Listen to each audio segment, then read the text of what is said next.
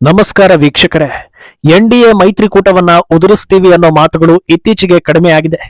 ಅದಕ್ಕೆ ತಕ್ಕಂತೆ ಎನ್ಡಿಎ ಎಷ್ಟು ಬಿಗಿಯಾಗಿದೆ ಅನ್ನೋದು ಆಗಾಗ ಸಾಬೀತಾಗ್ತಾ ಇರುತ್ತೆ. ಈಗ ಎನ್ಡಿಎ ಮಿತ್ರ ನಿತೀಶ್ ಕುಮಾರ್ ಮತ್ತೊಮ್ಮೆ ಸಿಗ್ನಲ್ ಕೊಟ್ಟಿದ್ದಾರೆ. ವೇದಿಕೆಯಲ್ಲಿ ಪ್ರಧಾನಿ ಮೋದಿ ಕಾಲಿಗೆ ಬೀಳೋದಕ್ಕೆ ನಿತೀಶ್ ಮುಂದಾಗಿದ್ದು ತಕ್ಷಣವೇ ಅವರನ್ನ ಮೋದಿ ತಡೆದಿದ್ದಾರೆ. ಇದು ಗೌರವದ ಸಂಕೇತವೋ ವಿನಯವೋ ಅನ್ನೋದನ್ನ ಪಕ್ಕಕ್ಕಿಟ್ರೆ ಇದರ ಹಿಂದೆ ಬೇರೆಯದ್ದೇ ವಿಚಾರಗಳು ಇವೆ ಅನ್ನೋದರ ಚರ್ಚೆ ಆಗ್ತಾ ಇದೆ. ಇನ್ನೊಂದು ಕಡೆ ನಟ ಪವನ್ ಕಲ್ಯಾಣ್ ದಿನ ದಿನಕ್ಕೂ ಎನ್ಡಿಎ ಮೈತ್ರಿಕೂಟದಲ್ಲಿ ಮಿಂಚು ಹರಿಸ್ತಾ ಇದ್ದು ಪ್ರಧಾನಿ ಮೋದಿಗೆ ಹತ್ತಿರವಾಗ್ತಾ ಇದ್ದಾರೆ. ಮಹತ್ವದ ಸಂದೇಶವೊಂದನ್ನ ಪವನ್ ಕಲ್ಯಾಣ್ ಈಗ ಸಾರಿದ್ದಾರೆ. ಮತ್ತೊಂದು ಕಡೆ ಆಂಧ್ರ ಅಭಿವೃದ್ಧಿಗೆ ತೊಡೆ ತಟ್ಟಿರೋ ಸಿಎಂ ಚಂದ್ರಬಾಬು ನಾಯ್ಡು ಪ್ರಧಾನಿ ಮೋದಿ ಸರ್ಕಾರದ ಸಹಕಾರಕ್ಕೆ ಖುಷಿಯಾಗಿ ಕೊಂಡಾಡ್ತಾ ಇದ್ದಾರೆ. ಇದೆಲ್ಲವನ್ನ ಒನ್ ಬೈ ಒನ್ ವಿವರಿಸ್ತಾ ಹೋಗ್ತೀವಿ. ಈ ವಿಡಿಯೋವನ್ನ ತಪ್ಪದೆ ಕೊನೆ ತನಕ ನೋಡಿ. ಅದಕ್ಕೂ ಮುನ್ನ ಮೀಡಿಯಾ ಮಾನ್ಸ್ಟರ್ ಚಾನೆಲ್ ಅನ್ನ ತಪ್ಪದೆ ಸಬ್ಸ್ಕ್ರೈಬ್ ಮಾಡಿ. ಎಸ್, ಮೋದಿ 3.0 ಇದರ ಆರಂಭ ಈಸಿಯಾಗಿ ಇರಲಿಲ್ಲ. ಏನೇನೋ ನಿರೀಕ್ಷೆಗಳನ್ನ ಇಟ್ಕೊಂಡು ಕೊನೆಗೆ ಹಂಗೋ ಹಿಂಗೋ ಸರ್ಕಾರ ಬಂತು ಅಷ್ಟೇ ಅಂತ ಹೇಳೋ ಹಾಗಾಗಿತ್ತು. ಅದರಲ್ಲೂ ಸರ್ಕಾರ ರಚನೆಯಾಗಿ 2-3 ತಿಂಗಳುಗಳ ಕಾಲ ಮೈತ್ರಿ ಮುರಿಯುತ್ತೆ, ಕೈ ಅಧಿಕಾರಕ್ಕೆ ಬರುತ್ತೆ, ಜೆಡಿಯು ಟಿಡಿಪಿ ಸಚಿವ ಸ್ಥಾನಗಳಿಗೆ ಡಿಮ್ಯಾಂಡ್ ಮಾಡ್ತಾರೆ, ಕೈ ಕೊಟ್ಟು ಓಡಿ ಹೋಗ್ತಾರೆ. ಮೋದಿ ಎಲ್ಲರಿಗೂ ತಲೆ ಬಾಗಿಕೊಂಡೇ ಇರಬೇಕು, ಇನ್ನು 5 ವರ್ಷ ಮೋದಿ ಆಟ ನಡೆಯೋದಿಲ್ಲ. ಹೀಗೆ ಒಂದಾದ ನಂತರ ಒಂದು ವ್ಯಾಖ್ಯಾನಗಳು ಬರ್ತಾನೆ ಇದ್ವು. ಆದ್ರೆ ಅದಕ್ಕೆ ವಿರುದ್ಧ ಅನ್ನೋ ಹಾಗೆ ಮಿತ್ರ ನಾಯಕರೆಲ್ಲ ನಮ್ಮಲ್ಲಿ ಯಾವ ವೈಮನಸ್ಸು ಇಲ್ಲ, ಗಟ್ಟಿಯಾದ ಬಾಂಧವ್ಯ ಇದೆ ಅನ್ನೋದನ್ನ ತೋರಿಸ್ತಾನೆ ಬಂದ್ರು. ಈಗ ದೊಡ್ಡ ಸಮಾವೇಶದಲ್ಲಿ ತುಂಬಿದ ವೇದಿಕೆಯಲ್ಲಿ ಸಾವಿರಾರು ಜನರ ಎದುರು ಜೆಡಿಯು ಮುಖ್ಯಸ್ಥ ಬಿಹಾರ ಮುಖ್ಯಮಂತ್ರಿ ನಿತೀಶ್ ಕುಮಾರ್ ಮತ್ತೊಮ್ಮೆ ಬಾಂಧವ್ಯ ಹೇಗಿದೆ ಅನ್ನೋದನ್ನ ತೋರಿಸಿದ್ದಾರೆ. ಅಂದ್ಹಾಗೆ ನಿತೀಶ್ ಕುಮಾರ್ ಪ್ರಧಾನಿ ಮೋದಿ ಕಾಲಿಗೆ ಬೀಳೋದಕ್ಕೆ ಮುಂದಾಗ್ತಾ ಇರೋದು ಇದೇ ಮೊದಲೇನಲ್ಲ. ಅದೇ ರೀತಿ ಅವರನ್ನ ಕಾಲಿಗೆ ಬೀಳದಂತೆ ಮೋದಿ ತಡೀತಾ ಇರೋದು ಕೂಡ ಇದೇ ಮೊದಲೇನಲ್ಲ. ಆದ್ರೆ ಈ ಬಾರಿ ನಿತೀಶ್ ಕುಮಾರ್ ನಡೆ ಹಲವು ಸಂದೇಶಗಳನ್ನ ಕೊಡ್ತಾ ಇದೆ. ಪ್ರಮುಖವಾಗಿ ಮೈತ್ರಿಕೂಟ ಯಾವಾಗ ಬೀಳುತ್ತೆ ಅಂತ ಕಾಯ್ತಾ ಇರೋ ಇಂಡಿ ಒಕ್ಕೂಟಕ್ಕೆ ಇಂಥದ್ದೆಲ್ಲ ಆಸೆಗಳನ್ನ ಇಟ್ಕೊಳ್ಬೇಡಿ ಅಂತ ಹೇಳಿದಂತಿದೆ. ಅಲ್ಲದೆ ಸದ್ಯದಲ್ಲೇ ವಿಂಟರ್ ಸೆಷನ್ ಆರಂಭವಾಗ್ತಾ ಇದ್ದು ಈ ಹೊತ್ತಲ್ಲಿ ನಿತೀಶ್ ಎನ್ಡಿಎ ಮೈತ್ರಿಕೂಟದಲ್ಲಿ ಖುಷಿಯಾಗಿರೋದು ಕೂಡ ದೊಡ್ಡ ಸಂದೇಶವನ್ನ ಕೊಡ್ತಾ ಇದೆ. ಎಲ್ರಿಗೂ ಗೊತ್ತಿರೋ ಹಾಗೆ ವಿಂಟರ್ ಸೆಷನ್ ನಲ್ಲಿ ಹಲವು ಬಿಲ್ಗಳ ಜೊತೆಗೆ ಪ್ರಮುಖವಾಗಿ ವಕ್ಫ್ ಬಿಲ್ ಕೂಡ ಮಂಡನೆ ಆಗುತ್ತೆ ಅನ್ನೋದು. ಆದ್ರೆ ಈ ಕುರಿತಂತೆ ವಿಪಕ್ಷಗಳ ನಿರೀಕ್ಷೆ ಇರೋದು ಬಿಲ್ ಪಾಸ್ ಆಗೋದಕ್ಕೆ ಬೆಂಬಲ ಸಿಗೋದಿಲ್ಲ ಅಂತ. ಯಾಕಂದ್ರೆ ಬಿಹಾರದಲ್ಲಿ ಮುಸ್ಲಿಂ ವೋಟ್ಗಳು ಕೈ ಹಿಡಿದಿದ್ರಿಂದ ನಿತೀಶ್ ಗೆದ್ದಿದ್ದಾರೆ. ಆದ್ರಿಂದ ವಕ್ಫ್ ಬಿಲ್ಗೆ ಅವರ ಬೆಂಬಲ ಸಿಗಲ್ಲ ಅಂತ ಕಾಯ್ತಿದ್ದಾರೆ. ಆದ್ರೆ ಸದ್ಯದ ಪರಿಸ್ಥಿತಿಯನ್ನ ನೋಡಿದ್ರೆ ನಿತೀಶ್ ಯಾವ ತಂಟೆ ತಕರಾರಿಲ್ಲದೆ ಬೆಂಬಲ ಕೊಡೋ ಸಾಧ್ಯತೆ ಇದೆ. ಮೈತ್ರಿ ಸರ್ಕಾರ ರಚನೆಯಾಗೋ ಟೈಮ್ನಲ್ಲಿ ಮಾತು ಕೊಟ್ಟ ಹಾಗೆ ಕೇಂದ್ರ ಸರ್ಕಾರ ಮೈತ್ರಿ ನಾಯಕರ ರಾಜ್ಯಗಳ ಅಭಿವೃದ್ಧಿಗೆ ಆದ್ಯತೆ ನೀಡ್ತಾ ಇದೆ. ಅಲ್ಲದೆ ಸದ್ಯದ ಮಟ್ಟಿಗೆ ಎಲೆಕ್ಷನ್ ಟ್ರೆಂಡ್ ಬದಲಾಗಿದೆ. ಪದೇ ಪದೇ ಅಕ್ರಮ ವಲಸಿಗರು ಅಲ್ಪಸಂಖ್ಯಾತರಿಂದ ದಾಂಧಲೆ ಆಗ್ತಾ ಇರೋದನ್ನ ನೋಡ್ತಾ ಇರೋ ಜನರು ಅವರಿಗೆ ಬೆಂಬಲ ನೀಡ್ತಾ ಇರೋ ವ್ಯಕ್ತಿಗಳನ್ನ ಪಕ್ಷಗಳನ್ನ ಸಾಧ್ಯವಾದಷ್ಟು ದೂರ ಇಡೋದಕ್ಕೆ ನೋಡ್ತಾ ಇದ್ದಾರೆ. ಈ ಹೊತ್ತಲ್ಲಿ ವಕ್ಫ್ ಬಿಲ್ ವಿರುದ್ಧ ನಿತೀಶ್ ನಿಂತ್ರೆ ರಾಜ್ಯದಲ್ಲಿ ಹಿಂದೂಗಳ ವೈಷಮ್ಯವನ್ನ ಕಟ್ಕೊಳ್ಬೇಕಾಗತ್ತೆ. ಇತ್ತ ಮೈತ್ರಿಯಲ್ಲೂ ಅಸಮಾಧಾನಕ್ಕೆ ದಾರಿ ಮಾಡಿ ಕೊಟ್ಟಂತಾಗತ್ತೆ. ಆದ್ರಿಂದ ಇದೆಲ್ಲವನ್ನ ಯೋಚಿಸಿ ಮೋದಿ ಸರ್ಕಾರಕ್ಕೆ ಬೇಷರತ್ ಬೆಂಬಲ ನೀಡ್ತಾ ಇದ್ದಾರೆ ಎನ್ನಲಾಗಿದೆ.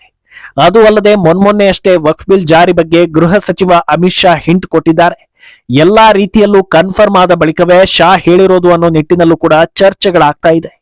ಇನ್ನು ಇತ್ತ 100% ಸ್ಟ್ರೈಕ್ ರೇಟ್ ನಲ್ಲಿ ಗೆದ್ದು ಬಂದು ಆರಂಭದಲ್ಲೇ ಹಿಂದುತ್ವದ ಫೈರ್ ಬ್ರ್ಯಾಂಡ್ ಅನ್ನೋದನ್ನ ಸಾಬೀತು ಮಾಡ್ತಾ ಇರೋ ನಟ ಹಾಗೂ ಆಂಧ್ರ ಡಿಸಿಎಂ ಪವನ್ ಕಲ್ಯಾಣ್ ಕೂಡ ಎನ್ಡಿಎ ವಲಯದಲ್ಲಿ ಸುದ್ದಿ ಆಗ್ತಾ ಇದ್ದಾರೆ.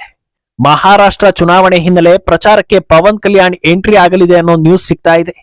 ತಿರುಪತಿ ಇನ್ಸಿಡೆಂಟ್ ಆದ ಬಳಿಕ Pawan Kalyan pan Indian leader ಆಗಿದ್ದು ಪ್ರಧಾನಿ ಮೋದಿಗೂ ಪವನ್ ಜೊತೆಗಿನ ಆತ್ಮೀಯತೆ ಹೆಚ್ಚಾಗಿದೆ. ಈಗ ಮಹಾರಾಷ್ಟ್ರಕ್ಕೆ ಕಾಲಿಟ್ಟು ಪವನ್ ಪ್ರಚಾರ ಮಾಡಿದ್ರೆ ಗೇಮ್ ಚೇಂಜರ್ ಎನಿಸ್ಕೊಳ್ಳುತ್ತೆ ಅಂತ ಟಾಕ್ ಶುರುವಾಗಿದೆ. ಈ ವಿಚಾರ ರಿವೀಲ್ ಆಗ್ತಾ ಇದ್ದ ಹಾಗೆ ಮಹಾರಾಷ್ಟ್ರದಲ್ಲಿ ತೆಲುಗು ಬೆಲ್ಟ್ ಇರೋ ಕ್ಷೇತ್ರಗಳು ಸೇರಿ ಹಲವೊಂದು ಪ್ರಮುಖ ಕ್ಷೇತ್ರಗಳಿಗೆ ಪವನ್ ರನ್ನ ಕರೆತನ್ನಿ ಅಂತ ಒತ್ತಾಯ ಕೇಳಿ ಬರ್ತಾ ಇದೆ. ಮೊದಲೇ ಶಿವಾಜಿ ಮಹಾರಾಜರ ಪ್ರಭಾವ ಹೆಚ್ಚಿರೋ ರಾಜ್ಯದಲ್ಲಿ ಖಡಕ್ ಸನಾತನಿ ಭಾಷಣ ಮಾಡಿದ್ರೆ ಹಿಂದೂಗಳು ಒಗ್ಗೂಡ್ತಾರೇನೋ ಅನ್ನೋ ಲೆಕ್ಕಾಚಾರಗಳು ಶುರುವಾಗಿವೆ. ಇತ್ತ ಮೋದಿ ಹಾಗೂ ಬಿಜೆಪಿಯ ಪ್ರಮುಖ ನಾಯಕರು ಭವಿಷ್ಯದಲ್ಲಿ ಪವನ್ ಕಲ್ಯಾಣ್ ಮೇಲೆ ದೊಡ್ಡ ದೊಡ್ಡ ನಿರೀಕ್ಷೆಗಳನ್ನ ಇಟ್ಕೊಂಡಿದ್ದಾರೆ. ಅದಕ್ಕೆ ತಕ್ಕಂತೆ ಎನ್ಡಿಎ ಮೈತ್ರಿಕೂಟ ಎಷ್ಟು ಬಲವಾಗಿದೆ ಅನ್ನೋದನ್ನ ತೋರಿಸೋ ಪವನ್ ಕಲ್ಯಾಣ್ರ ವಿಡಿಯೋ ಒಂದು ವೈರಲ್ ಆಗ್ತಾ ಇದೆ. ಮೊದಲ ಬಾರಿಗೆ ದೊಡ್ಡ ಮಟ್ಟದ ಗೆಲುವು ಸಾಧಿಸಿರುವ ಪವನ್ ಕಲ್ಯಾಣ್ ಪಕ್ಷ ಬಲವರ್ಧನೆಗೆ ನಾನಾ ರೀತಿಯ ಪ್ರಯತ್ನಗಳನ್ನ ಪಡ್ತಾ ಇದ್ದಾರೆ. ಪ್ರಮುಖವಾಗಿ ಜನಸೇನಾ ಪಾರ್ಟಿಯಲ್ಲಿ ಯುವ ಕಾರ್ಯಕರ್ತರನ್ನ ಬೆಳೆಸೋ ಸಲುವಾಗಿ ಶ್ರಮ ಹಾಕ್ತಾ ಇದ್ದಾರೆ. ಆಗಾಗ ಕಾರ್ಯಕರ್ತರ ಜೊತೆಗೆ ಮೀಟಿಂಗ್ ಮಾಡಿ ಸಂದೇಶಗಳು ಸಲಹೆಗಳನ್ನ ನೀಡ್ತಾ ಇದ್ದಾರೆ. ಈ ಹೊತ್ತಲ್ಲಿ ಜನಸೇನೆಯ ಪ್ರತಿ ಕಾರ್ಯಕರ್ತನು ಎನ್ಡಿಎ ಮೈತ್ರಿಕೂಟವನ್ನ ಪ್ರತಿಪಾದಿಸುವ ಮನಸ್ಥಿತಿಯನ್ನ ಬೆಳೆಸ್ಕೊಳ್ಬೇಕು ಅಂತ ಹೇಳಿದ್ದಾರೆ. ಇಂದು ಜನಸೇನೆ ನಿಂತಿರೋದೇ ಎನ್ಡಿಎ ಅನ್ನೋ ಬೇರಿನ ಮೇಲೆ. ಆದ್ರಿಂದ ಎನ್ಡಿಎ ಮೈತ್ರಿಕೂಟದ ಸಿದ್ಧಾಂತದ ರಕ್ಷಣೆ, ಅದರ ಆದರ್ಶಗಳನ್ನ ಪಾಲಿಸುವುದು ಪ್ರತಿಯೊಬ್ಬ ಜನಸೇನಾ ಕಾರ್ಯಕರ್ತನ ಜವಾಬ್ದಾರಿ ಅನ್ನೋದನ್ನ ಹೇಳಿದ್ದಾರೆ. ಈ ವಿಡಿಯೋ ಸಾಮಾಜಿಕ ಜಾಲತಾಣಗಳಲ್ಲಿ ಸಿಕ್ಕಾಪಟ್ಟೆ ವೈರಲ್ ಆಗ್ತಾ ಇದೆ. ಅಂದಹಾಗೆ ಇದು ಕೇವಲ ಒಂದು ವಾಕ್ಯ ಆಗೋದಿಲ್ಲ. ಮಿಷನ್ ತಮಿಳುನಾಡಿಗೆ ಇನ್ನು ಮುಂದೆ ಅಣ್ಣಾಮಲೈ ಜೊತೆಗೆ ಪವನ್ ಕೂಡ ಕೈಜೋಡಿಸುವ ಸಾಧ್ಯತೆ ಇದೆ ಅನ್ನೋದನ್ನ ಈ ಹಿಂದಿನ ಎಪಿಸೋಡ್ ಒಂದರಲ್ಲಿ ಹೇಳಿದ್ವಿ.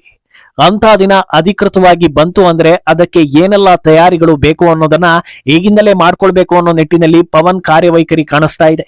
ಇವತ್ತು ಬಿಜೆಪಿ ಹೆಮ್ಮರವಾಗಿ ಬೆಳೆದಿರೋದೇ ಕಾರ್ಯಕರ್ತರಿಂದ, ಅದರಲ್ಲೂ ಪ್ರಮುಖವಾಗಿ ಯುವ ಸಮೂಹದಿಂದ. ಕಾರ್ಯಕರ್ತರ ಜೊತೆ ಬೆರೆತು ಅವರನ್ನ ಹುರಿದುಂಬಿಸ್ತಾ ಹೋದ್ರೆ ಮುಂದೆ ಎನ್ಡಿಎಗೂ ಅವರ ಕಡೆಯಿಂದ ಕೊಡುಗೆ ಸಿಕ್ಕಂತಾಗಲಿದೆ. ಜನಸೇನಾ ಕೂಡ ವ್ಯಾಪಿಸ್ತಾ ಹೋಗಲಿದೆ. ಆದ್ರಿಂದ ಇದೆಲ್ಲಾ ಯೋಚನೆಗಳನ್ನ ಮಾಡ್ಕೊಂಡೆ ಹಂತ ಹಂತವಾಗಿ ಹೊಸ ಹೆಜ್ಜೆಗಳನ್ನ ಇಡ್ತಿದ್ದಾರೆ ಅನ್ನೋ ಟಾಕ್ ಶುರುವಾಗಿದೆ. ಇನ್ನು ಇತ್ತ ಎನ್ಡಿಎ ಮೈತ್ರಿಕೂಟದ ಪ್ರಮುಖ ಪಕ್ಷ ಟಿಡಿಪಿ ಕಡೆಯಿಂದಲೂ ಕೂಡ ಪಾಸಿಟಿವ್ ರೆಸ್ಪಾನ್ಸ್ಗಳೇ ಬರ್ತಾ ಇದೆ. ಇತ್ತೀಚೆಗೆ ದೆಹಲಿಗೆ ತೆರಳಿ ಪ್ರಧಾನಿ ಮೋದಿಯನ್ನ ಭೇಟಿಯಾಗಿದ್ದ ಸಿಎಂ ಚಂದ್ರಬಾಬು ನಾಯ್ಡು ಧನ್ಯವಾದಗಳನ್ನ ತಿಳಿಸಿದ್ದಾರೆ. ಆಂಧ್ರ ಪ್ರದೇಶದ ಬಹು ನಿರೀಕ್ಷಿತ ಹಾಗೂ ಬಹಳ ಕಾಲದಿಂದ ನೆನೆಗುದಿಗೆ ಬಿದ್ದಿರೋ ಪೋಲಾವರಂ ಪ್ರಾಜೆಕ್ಟ್ಗೆ ಕೇಂದ್ರ ಸರ್ಕಾರದ ಕಡೆಯಿಂದ ದೊಡ್ಡ ಮಟ್ಟದ ಫಂಡ್ ಸಿಕ್ಕ ಬೆನ್ನಲ್ಲೇ ಫುಲ್ ಖುಷ್ ಆಗಿರೋ ನಾಯ್ಡು ಮೋದಿಗೆ ಧನ್ಯವಾದಗಳನ್ನ ತಿಳಿಸಿದ್ದಾರೆ.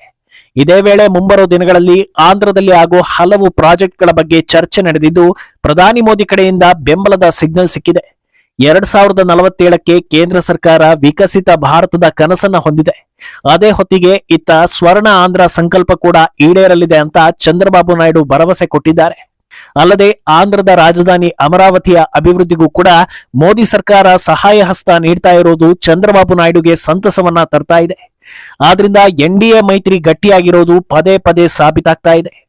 ಅಂದಹಾಗೆ ಈಗ ಈ ಮೈತ್ರಿಗೆ ದೊಡ್ಡ ಅಗ್ನಿ ಪರೀಕ್ಷೆ ಇರೋದೇ ವಿಂಟರ್ ಸೆಷನ್ ನಲ್ಲಿ.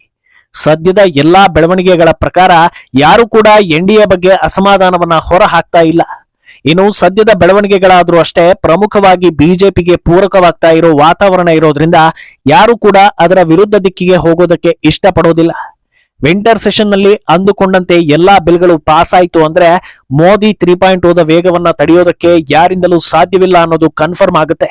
ಸರ್ಕಾರ ಬಂದು 1 ವರ್ಷ ಕಳೆಯೋದರ ಒಳಗೆ ದೇಶದ ಕಂಟಕವನ್ನ ಅಳಿಸುವ ನಿರ್ಧಾರಗಳನ್ನ ತೆಗೆದುಕೊಂಡ್ರೆ ಅದು ಇನ್ನು 4 ವರ್ಷಗಳ ಕಾಲ ಮೋದಿ 3.0 ಎಷ್ಟು ಪವರ್ಫುಲ್ ಅನ್ನೋ ಸಂದೇಶವನ್ನ ಕೊಟ್ಟಂತಾಗಲಿದೆ. ಮೊದಲಿಗೆ ವಕ್ಫ್ ಬಿಲ್ ಜಾರಿಯಾಗ್ಲಿ, ಉಳಿದಿದ್ದನ್ನೆಲ್ಲ ಆಮೇಲೆ ನೋಡೋಣ ಅಂತ ಎಲ್ಲರೂ ಕಾತರದಿಂದ ಕಾಯ್ತಾ ಇದ್ದಾರೆ. 10 ನಿರೀಕ್ಷೆಗಳನ್ನ ಹೊತ್ತುಕೊಂಡಿದ್ದಾರೆ. ಒಟ್ನಲ್ಲಿ ಸದ್ಯದ ಮಟ್ಟಿಗೆ ಮಹಾರಾಷ್ಟ್ರ ಹಾಗೂ ಜಾರ್ಖಂಡ್ ಎಲೆಕ್ಷನ್ ಕೂಡ ಎನ್ಡಿಎ ಪಾಲಿಗೆ ಪ್ರಮುಖವಾಗಲಿದೆ. ಎರಡೂ ಕಡೆ ಎನ್ಡಿಎ ಗೆದ್ದಿದ್ದೇ ಹೌದಾದ್ರೆ ಈ ಓಟಕ್ಕೆ ಇನ್ನಷ್ಟು ಬಲ ಸಿಕ್ಕಂತಾಗುತ್ತೆ. ಒಂದು ವೇಳೆ ಹಾಗಾಗ್ಲಿಲ್ಲ ಅಂದ್ರೆ ಮತ್ತೆ 10 ಪುಟ್ಟ ವಿಚಾರಗಳು ಮುನ್ನೆಲೆಗೆ ಬರೋ ಸಾಧ್ಯತೆಗಳಿವೆ. ಮುಂದೇನಾಗಲಿದೆ ಅನ್ನೋದನ್ನ ಕಾದು ನೋಡ್ಬೇಕು. ಈ ಬಗ್ಗೆ ನಿಮ್ಮ ಅಭಿಪ್ರಾಯವನ್ನ ತಪ್ಪದೆ ಕಾಮೆಂಟ್ ಮೂಲಕ ತಿಳಿಸಿ.